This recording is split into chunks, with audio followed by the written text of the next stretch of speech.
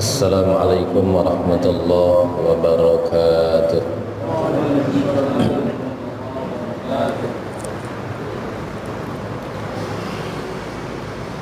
Alhamdulillah, alhamdulillahi rabbil alamin. Wassalatu wassalamu ala asrafil anbiya'i wal mursalin wa imamil muttaqin wa khatamin nabiyyin Sayyidina wa maulana Muhammadin sallallahu alaihi wasallam wa ala alihi wa ashabihi ajma'in. Amma ba'du, faqala Allah ta'ala fil Qur'anil Karim, a'udzu billahi minasy syaithanir rajim, bismillahirrahmanirrahim. Was-shaimina was-shaimat wal hafizina furujahum wal hafizat wadh-dhakirina Allaha katsiran wadh-dhakirat a'adda Allahu lahum maghfiratan wa ajran 'azima.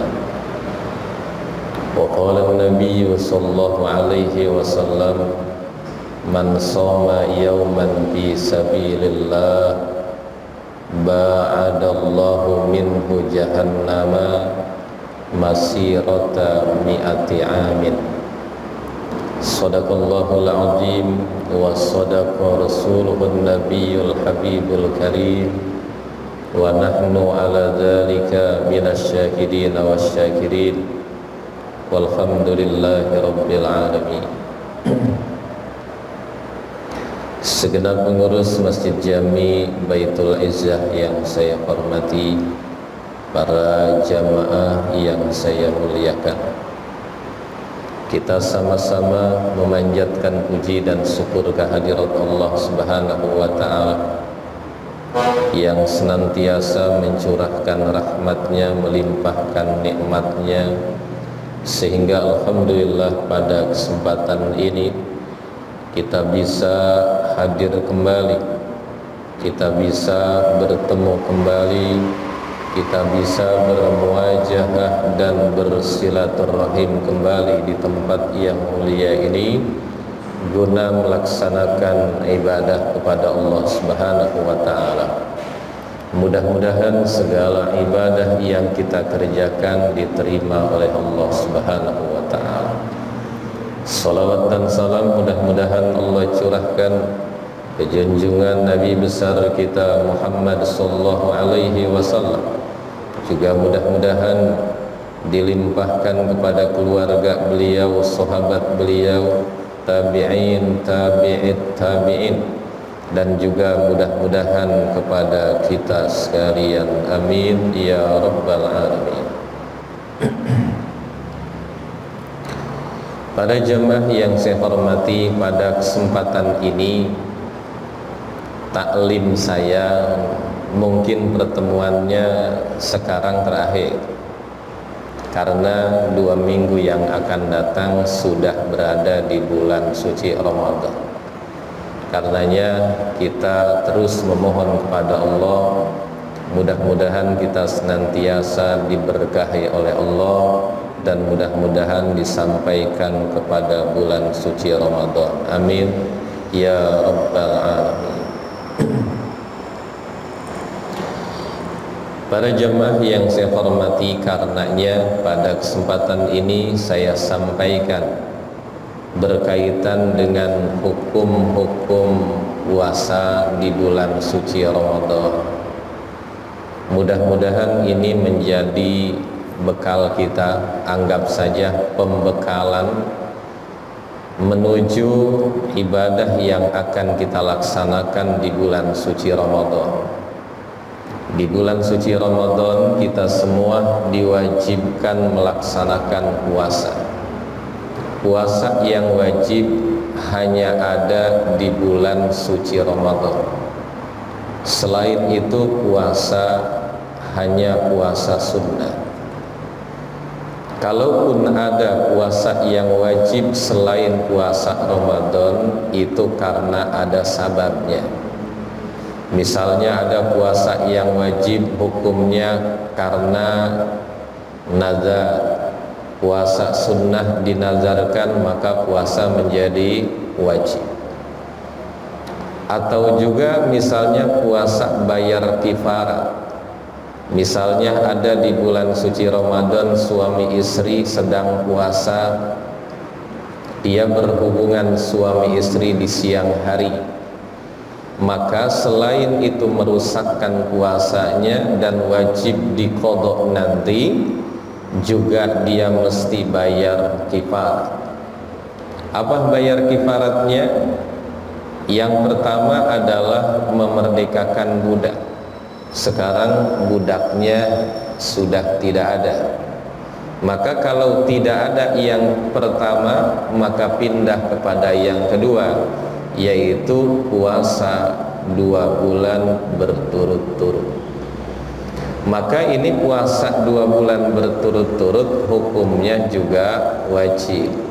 Berarti alasannya bayar kifarah. Para jamaah yang saya hormati, puasa Ramadan itu diwajibkan oleh Allah Subhanahu wa ta'ala mulainya di tahun kedua hijrah. Tahun kedua hijrah itu tahun di mana Nabi kita Muhammad sallallahu alaihi wasallam pindah dari Mekah ke Madinah. Begitu di Madinah di tahun pertama itu puasa belum diwajibkan. Begitu Nabi tinggal di Madinah di tahun kedua, baru perintah Allah yang mewajibkan puasa baru turun, yaitu ya ayyuhalladzina amanu kutiba alaikumus siyam, hai orang-orang yang beriman, diwajibkan kepada kalian melaksanakan puasa. Yang dimaksud puasa di sini adalah puasa Ramadan. Makanya Nabi kita Muhammad sallallahu alaihi wasallam puasa Ramadan dalam seumur hidupnya cuma 9 kali. Nabi kita puasa Ramadan itu seumur hidupnya cuma 9 kali. Coba hitung saja, Nabi hijrah ke Madinah di usia Nabi 53. Kemudian Nabi dapat 10 tahun di Madinah, berarti umur 63 tahun beliau meninggal dunia. Nabi di Madinah 10 tahun. Tahun pertama Nabi belum puasa Ramadan. Mulai tahun kedua sampai beliau meninggal dunia baru puasa. Berarti Nabi puasa berapa kali? 9 kali. Tahun kedua sampai beliau meninggal. Kalau Nabi seumur hidupnya 9 kali puasa Ramadan, kalau kita berapa kali? Apalagi yang udah sepuh ya, jirijal, udah nggak kehitung tuh berapa kali Ramadan dulu ya. Para jemaah yang saya hormati, cuma pertanyaannya, apakah Nabi sebelum itu puasa? Jawabannya mungkin puasa, cuma bukan puasa Ramadan, mengikuti puasa syariat Rasul-Rasul yang terdahulu, yakni seperti syariatnya Nabi Allah Ibrahim alaihi salam. Seperti sholat 5 waktu. Sholat 5 waktu kapan diwajibkannya? Sholat 5 waktu itu diwajibkannya ketika Nabi diisrokan dari Masjidil Haram ke Masjidil Aqsa, dimi'rajkan dari Masjidil Aqsa ke langit.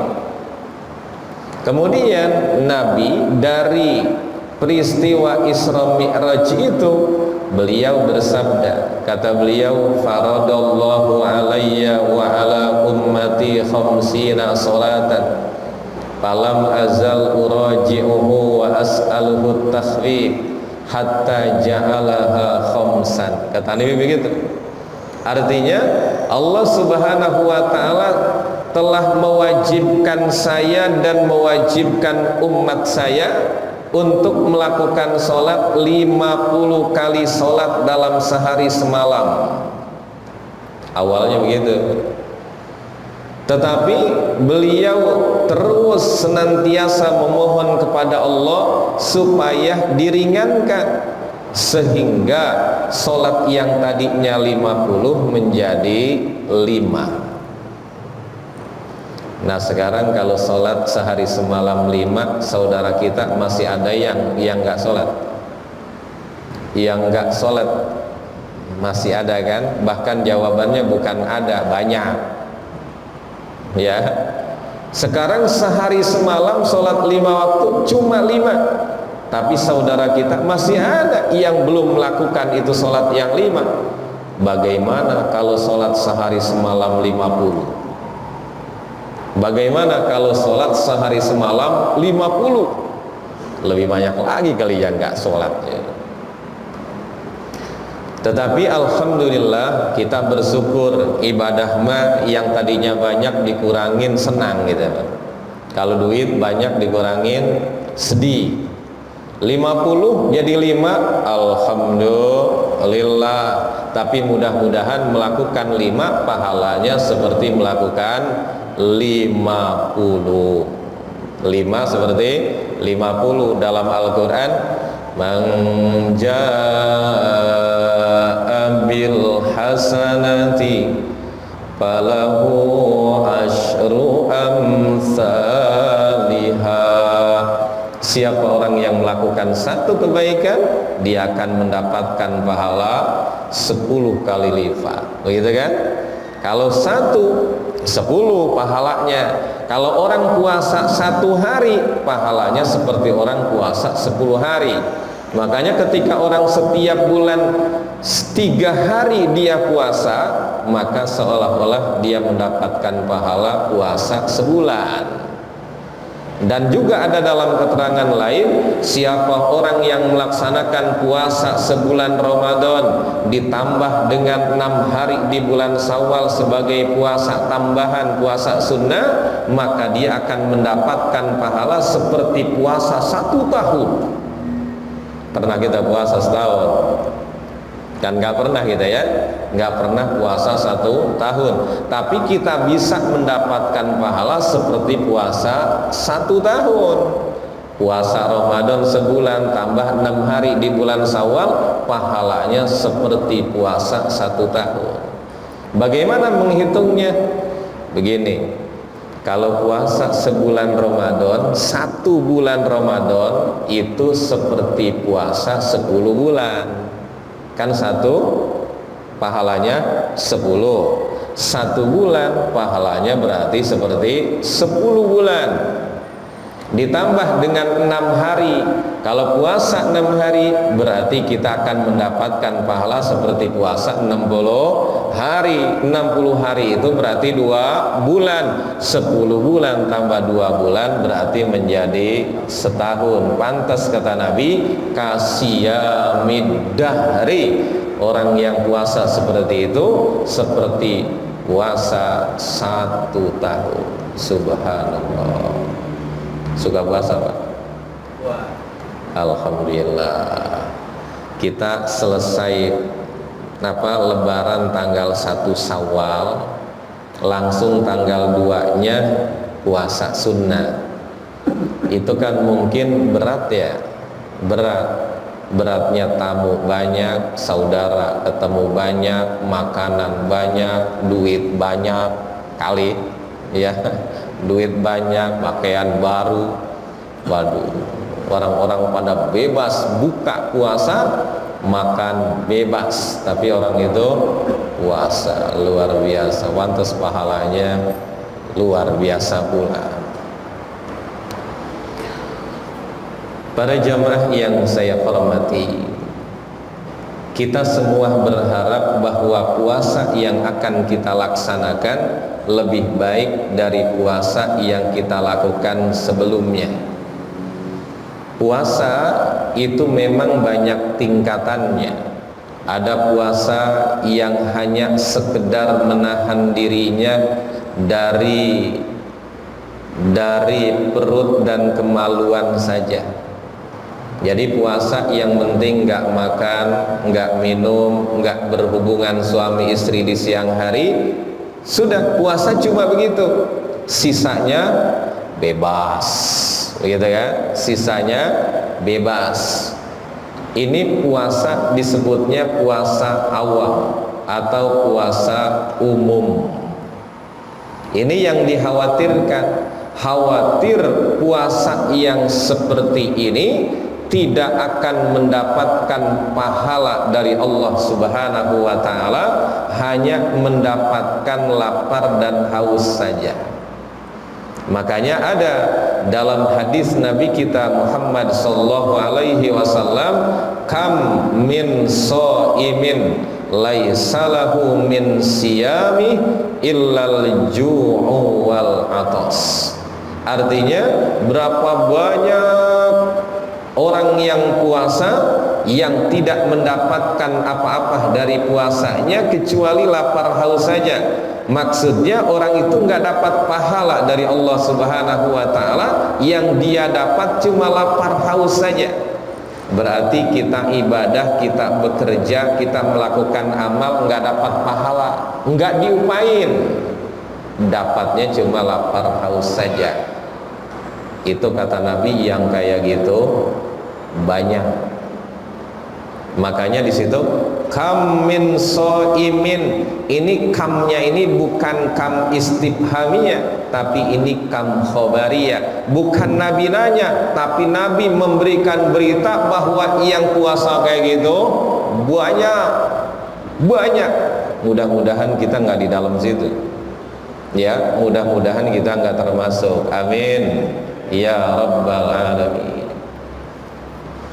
Para jamaah yang saya hormati, mestinya bahwa kita puasa itu bukan cuma menahan syahwat perut dan kemaluan saja. Harusnya seluruh anggota tubuh kita tahan untuk melakukan perbuatan maksiat kepada Allah Subhanahu wa ta'ala. Jadi nanti yang puasa bukan perut dan kemaluan saja, tapi seluruh anggota tubuh kita. Mata kita puasa, telinga kita puasa, lisan kita puasa, hati kita puasa. Maka insya Allah ini puasa yang disebut puasa yang sempurna, atau yang disebut dalam kitab fikih namanya puasa khusus. Ini untuk naik ke puasa tingkat ini aja repot banget kita, Pak. Ya, kita kalau puasa ngerasa mata kita puasa.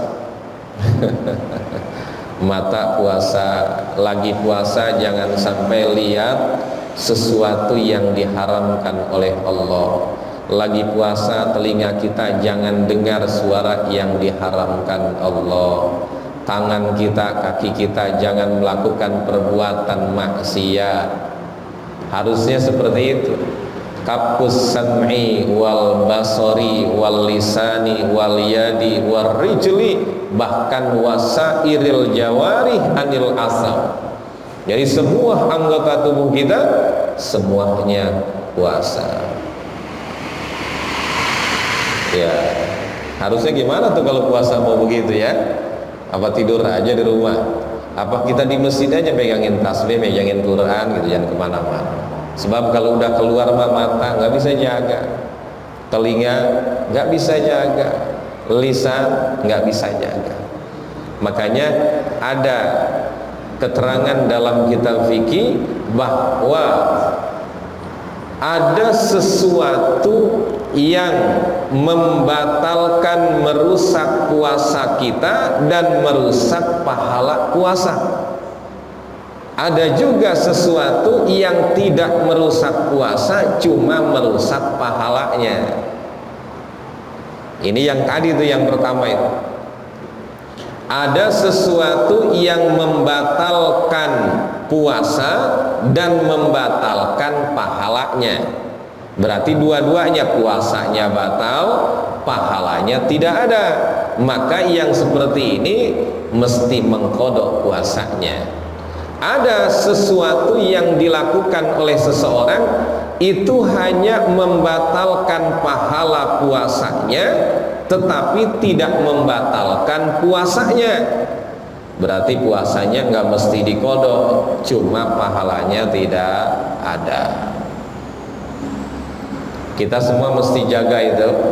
Saya sampaikan, yang pertama, ada sesuatu yang menghapuskan pahala puasa tapi tidak membatalkan puasanya. Yang pertama adalah berbohong. Berbohong, al-kadzib. Ada yang nyebut al-kadzib, ada yang nyebut al-kizbu. Jadi dua-duanya bentuk masdar, cuma ada masdar qiyasi, ada masdar samai. Dua-duanya boleh disebut. Yang pertama adalah berbohong. Kalau kita lagi puasa, kita berbohong. Kita mengucapkan sesuatu yang gak sesuai dengan buktinya, gak bohong namanya. Maka itu bohong tidak membatalkan puasa. Tidak batal puasa gara-gara bohong, tetapi pahalanya batal. Maksudnya orang itu tidak akan mendapatkan pahala puasa. Karena itu ketika kita sedang puasa, jangan sampai berbohong. Walaupun bohong itu bukan cuma lagi puasa yang dilarang, di setiap keadaan pun kita tidak boleh bohong. Jadi kita bicaranya nggak begini, kalau lagi puasa nggak boleh bohong, kalau udah nggak puasa silahkan berbohong, bukan gitu kan? Ya, bohong tidak boleh, dilarang, diharamkan oleh Allah Subhanahu wa taala kapan saja, di mana saja, lebih-lebih lagi puasa. Karena kalau lagi puasa itu menghapuskan pahala puasa. Tapi kalau orang yang nggak biasa bohong, nggak suka bohong, nggak berani, takut bohong itu. Tapi bagi orang yang biasa bohong, mulutnya nggak betah kalau nggak bohong. Makanya jangan dibiasain. Berbuat maksiat mah jangan suka dibiasakan. Gimana Ustaz kalau bohong dikit? Sama aja. Bohong dikit juga bohong gitu. Ya. Itu yang pertama. Kemudian yang kedua, ada sesuatu yang menghapuskan pahala puasa walaupun puasanya nggak batal. Yang kedua adalah ghibah. Ghibah itu adalah membicarakan kejelekan orang. Kita nggak boleh ngomongin jelek orang, baik berkaitan dengan bentuk tubuhnya ataupun berkaitan dengan perbuatan yang dilakukan, ucapan, pakaian, kendaraan. Pokoknya nggak boleh. Bentuk tubuh, warna kulit. Misalnya ada orang hitam diomongin hitamnya, ada orang pendek diomongin pendeknya misalnya. Nah, itu adalah ghibah. Dan ghibah ini adalah perbuatan yang mudah untuk dilakukan. Biasanya ketika kita kumpul 2 orang, 3 orang, 4 orang, itu suka timbul tuh, ada yang mulai membicarakan kejelekan orang. Nah, kalau sudah mulai seperti ini namanya ada maksiat, ada perbuatan dosa yang ada di hadapan kita. Maka kita mesti menghilangkannya. Harusnya ketika ada saudara kita mulai membicarakan kejelekan orang, kita cegah, nggak boleh, haram. Kira-kira berani nggak kalau gitu? Kita lagi ngobrol bertiga, berempat, mulai teman kita nih mulai membicarakan kejelekan orang. Itu kan kemungkaran namanya, itu perbuatan maksiat, maka kita mesti menghilangkannya, harusnya cegah, nggak boleh. Kan gitu harusnya. Kalau misalnya tidak bisa, kita takut atau kita nggak enak rasanya, maka lebih baik kita nyingkir saja biar kita nggak ngedenger dan nggak tahu. Begitu. Bagaimana Ustaz? Saya nggak ikut ngomong tapi cuma ngedengerin doang. Ingatkan, setiap ucapan yang haram diucapkan maka didengarnya pun haram. Ucapan yang haram diucapkan maka mendengarkannya pun hukumnya haram. Berarti berbuat ghibah itu haram, mendengarkan yang lagi ghibah hukumnya haram. Jadi nanti sama-sama tuh, yang ngucap dosa, yang ngedengerin nggak ikut ngomong juga dosa, sama-sama. Para jamaah yang saya hormati, Masya Allah, ini ghibah ini bisa menghapuskan pahala puasa. Walaupun ghibahnya di mana, nongkrongnya di masjid bagus, ya kan? Ngumpul di masjid tapi membicarakan kejelekan orang sama saja. Ya, kalau di masjid mas sebaiknya bayangin tasbih, bayangin Quran. Kalaupun bicara musyawarah tentang kebaikan, perjalanan, kegiatan masih bagus. Tapi kalau membicarakan kejelekan orang, itu sudah forum maksiat namanya. Para jamaah yang saya hormati, itu yang kedua. Yang ketiga, sesuatu yang bisa menghapuskan pahala puasa walaupun puasanya tidak batal adalah namimah.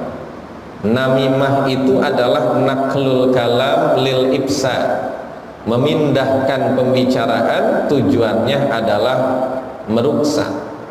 Dia bicara ke sana ngejelekin si an, bicara ke sini ngejelekin si an.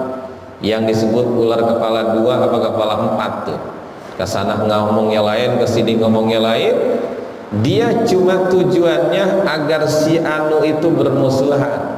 Dia nggak seneng kalau saudaranya akur, malah seneng kalau si anu berantem. Ini orang jahat ini. Makanya kata Nabi, orang kalau perbuatannya seperti itu namanya namam, orang yang kerjaannya mengadu domba. La yadkhulul jannata nammamun, tidak akan masuk ke dalam surga orang yang kerjaannya mengadu domba. Dan bahkan orang yang kerjaannya seperti ini, itu nanti disiksanya bukan cuma nanti di akhirat, tapi di kuburnya saja dia sudah disiksa. Kan kuburnya sama siksa di akhirat lain kan? Siksa kubur ada, siksa akhirat ada. Makanya kita diperintahkan supaya berlindung kepada Allah agar tidak disiksa di kubur, tidak siksa di neraka. Allahumma inni a'udzubika min azabi jahannam wa min azabil qabri. Ya Allah, aku berlindung kepadamu ya Allah daripada siksa di neraka jahanam dan siksa di kubur. Jadi kubur bisa jadi siksa, di kubur bisa jadi nikmat. Di kubur ada orang yang dapat siksa, di kubur ada orang yang dapat nikmat. Mungkin kalau di kubur dapat nikmat, kuburnya sempit jadi luas, kuburnya gelap jadi terang, kuburnya bau jadi wangi. Ya, bahkan kuburnya bisa jadi menjadi seperti taman surganya Allah Subhanahu wa ta'ala. Itu dapat nikmat. Kalau dapat siksa, siksa itu bisa jadi bumi itu yang ngegencet dia, bisa jadi ada ada yang diutus Allah untuk menyiksanya, Seperti riwayat orang yang meninggalkan sholat, nanti Allah utus tuh seekor ular yang namanya Suja'ul Aqra. Itu ular namanya bagus, namanya Suja'ul Aqra. Itu datang dia ke kubur orang yang meninggalkan sholat. Dia bilang, ana as-Suja'ul Aqra, aku ini adalah Suja'ul Aqra. Ular tuh bisa ngomong tuh. Kata dia, aku diperintahkan, diutus oleh Allah Subhanahu wa Ta'ala untuk menyiksa dan memukulmu karena engkau telah meninggalkan sholat anu, sholat anu, sholat anu, sholat anu. Itu ular matanya dari api, kemudian kukunya dari besi, dan bahkan kukunya saja panjangnya itu panjang sepanjang perjalanan sehari. Itu kukunya ular itu katanya panjangnya sepanjang orang kalau jalan seharian. Jalan seharian sampai mana Pak? Jakarta nyampe nggak? Ya, sepanjang perjalanan orang sehari. Kayak Haji Rijal yang suka jalan Pak. Ya. Nah itu dalam riwayat itu ular itu memukul orang itu, dipukul dia. Satu kali pukulan saja orang itu amblasnya sampai 70 hasta. Ya, jadi misalnya ini dipukul nih, satu kali pukul, duk, itu amblas ke bawahnya 70 hasta. 70 hasta itu kira-kira 35 meter ke bawah. Setelah itu ditarik kembali sama kukunya ular yang panjang tadi itu, ditarik karena naik lagi ke atas, pukul lagi, tarik lagi ke atas, pukul lagi. Itu sampai kapan? Itu enggak berhenti-berhenti sampai hari kiamat. Kalau hari kiamatnya udah dekat, kalau kiamatnya masih lama, Masya Allah, terus disiksa. Itu baru siksa di kubur, belum siksa di akhirat. Ya, dalam riwayat begini, Nabi pernah berjalan ke kuburan bersama sahabatnya. Begitu sampai dua kuburan, Nabi bicara. Kata-kata Nabi, ini dua kuburan yang dikuburnya lagi disiksa. Sahabatnya tanya, ya Rasul, dia disiksa itu karena apa ya Rasul? Apakah dia melakukan dosa besar? Yang satu disiksa gara-gara tidak istibroh dari kencingnya. Yang pertama disiksa gara-gara tidak istibroh dari kencingnya.